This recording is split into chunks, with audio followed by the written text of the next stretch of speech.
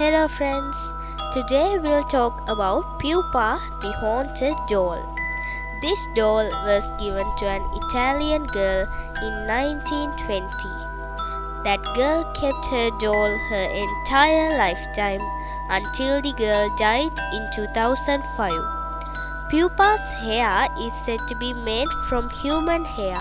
The original owner has said that Pupa is her best friend and that Pupa has talked to her and even saved her life.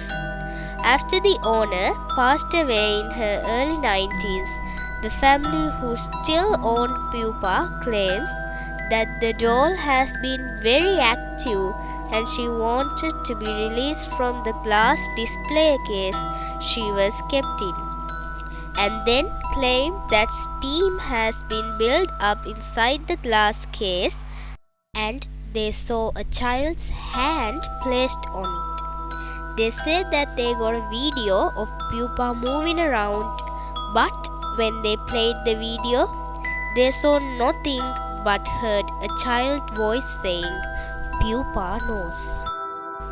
So friends, this is the story of Pupa the doll. I'll meet you in another video. I'm Sihali. Bye.